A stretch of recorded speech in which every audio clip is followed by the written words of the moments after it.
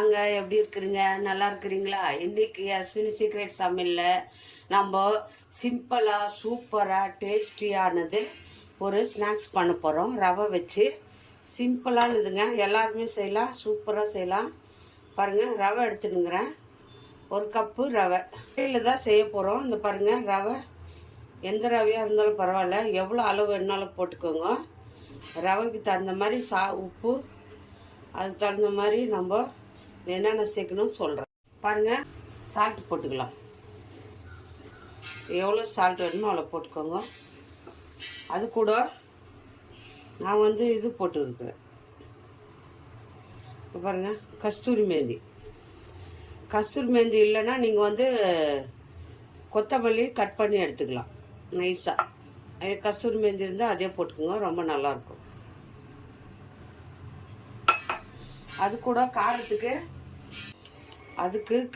கூட பெப்பர் பொடி ஒரு அரை ஸ்பூன் பெப்பர் பொடி போட்டுக்கிறோங்க காரத்துக்கு. அவ்வளோதாங்க. கொஞ்சம் எல்லாத்தையும் மிக்ஸ் பண்ணிக்கோங்க. சிம்பிளான டிஷ்ஷுங்க, இது ரொம்ப நல்லாயிருக்கும். பாருங்கள், கஸ்தூரி மேந்தி, உப்பு, கொஞ்சம் காரத்துக்கு பெப்பர், அப்போ காரம் டேஸ்ட்டாக இருக்கும். இதில் கொஞ்சம் நெய் ஊற்றிக்கலாம். நெய் ஒரு 2 ஸ்பூன் ஊற்றிக்கோங்க. ரொம்ப சாஃப்டாக டேஸ்டியாக இருக்கும். 2 ஸ்பூன் நெய் ஊற்றிட்டோம். நெய் ஊற்றி நல்லா பிசைஞ்சிருங்க இந்த ரவையை. குழந்தைங்களாம் ரொம்ப விரும்பி சாப்பிடுவாங்க, ரொம்ப நல்லாயிருக்கும். இதை நம்ம கொஞ்சம் கொஞ்சமாக இந்த நெய் நல்லா பிசைஞ்சிட்டு தண்ணி ஊற்றி நம்ம இதை சப்பாத்தி மாவு மாதிரி பிசைஞ்சுக்கணும். அவ்வளோதான். நெய் பாருங்கள், நெய் எல்லாத்துலேயும் ஒட்டிக்கிச்சு. சிம்பிளாக வீட்டில் எல்லார் வீட்லேயும் ரவை இருக்கும். இது சிம்பிளாக பண்ணலாம், ரொம்ப நல்லாயிருக்கும். இப்போ இது கூட கொஞ்சம் கொஞ்சமாக தண்ணி ஊற்றி நம்ம சப்பாத்தி மாவு மாதிரி பிசைஞ்சுக்கணும். கொஞ்சம் கொஞ்சமாக தண்ணி தெளித்து பிசையணும். ரொம்ப தண்ணி ஊற்றாதுங்க, கொஞ்சம் கொஞ்சமாக தண்ணி ஊற்றி நம்ம சப்பாத்தி செய்வோம் இல்லையா, அந்த மாதிரி. ஏன்னா ரவை ஊறி வரும் பார்த்துங்களா, இந்த மாதிரி வரும் ரவை. எவ்வளோ ரவைனாலும் செய்யலாம், ரொம்ப டேஸ்டியாக இருக்கும். ஒரு வாரம் 10 நாள் வச்சாலும் இது கெட்டு போகாது. நல்லா மொறுன்னு நல்லா இருக்கும் சாப்பிட்றதுக்கு. பாருங்கள், வெறும் ரவை தான், வேறு ஒன்றும் யூஸ் பண்ணல. வெறும் 2 ஸ்பூன் நெய்யும் உப்பும். சிம்பிளாக பாருங்கள் எப்படி ஆயிடுச்சு. இன்னும் கொஞ்சம் தண்ணி தெளிச்சுக்கோங்க. கொஞ்சமாக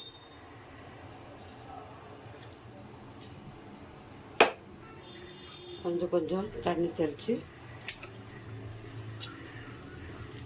இது பிசைஞ்சிட்டு நம்ம மூடி வச்சிடணும். ஒரு 10 நிமிஷம் நல்லா ஊறிடும் இந்த ரவை. அப்புறமா நம்ம ஸ்நாக்ஸ் பண்ணலாம்.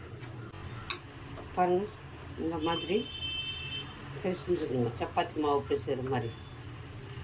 இப்போ இதை நம்ம அப்படியே மூடி வச்சிடணும். ஒரு 10 நிமிஷம் மூடி வச்சிருங்க. நல்லா ஊறிடும் ரவை. அதுக்கப்புறமா செய்யலாம்.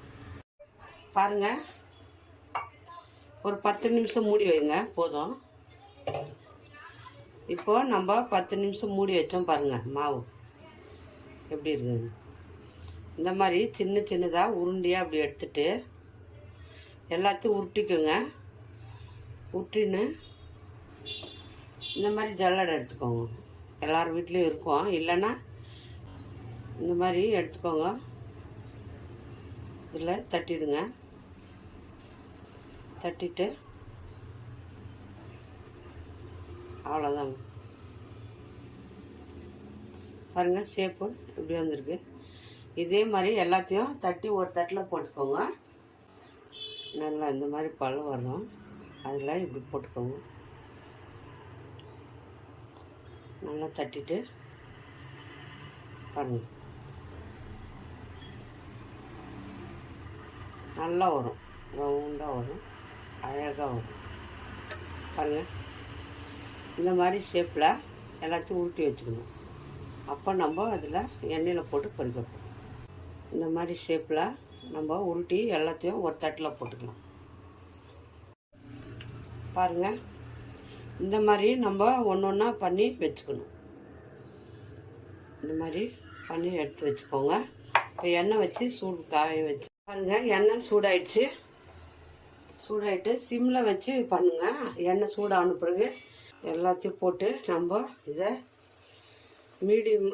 மீடியமாக வச்சுக்கோங்க. ஹையில் வைக்காதுங்க, உள்ளெல்லாம் வேகட்டும். பாருங்கள், சிம்பிளாக பண்ணலாம், டேஸ்டியாக இருக்கும். இது சாயங்காலம் ஸ்கூல் விட்டு வர பசங்களுக்கு இது செஞ்சு கொடுத்தீங்கன்னா அவ்வளோ அருமையாக சாப்பிடுவாங்க. நல்லா டேஸ்டியாக இருக்கும். எல்லார் வீட்லேயும் ரவை இருக்கும். ஒரு கப்பு ரவை இருந்தால் போதும், ஸ்நாக்ஸ் பண்ணிடலாம். டேஸ்டியாக என்ன ஸ்நாக்ஸு அது வீட்டில் செஞ்சு கொடுங்க. இன்றைக்கி பிள்ளைங்க நல்லா விரும்பி சாப்பிடுவாங்க. இது கொஞ்சம் மீடியமாக வச்சுக்கோங்க. அது நல்லா வெந்து வரணும். உள்ளே வெந்து வந்த பிறகு பாருங்கள், லைட்டாக திருப்பி விடுங்க. நல்லா திருப்பி விட்டு நல்லா வெந்துட்டு பாருங்கள், நல்லா வெந்து வந்துடும். நல்லா வெந்துட்டு பாருங்கள், சூப்பராக வந்து பாருங்கள். இப்போ நம்ம இதை எடுத்துக்கலாம்.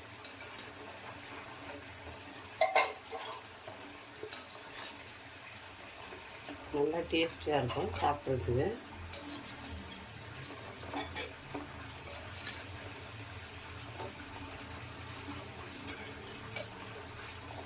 மொறு நல்லா நல்லா சாப்பிட்டு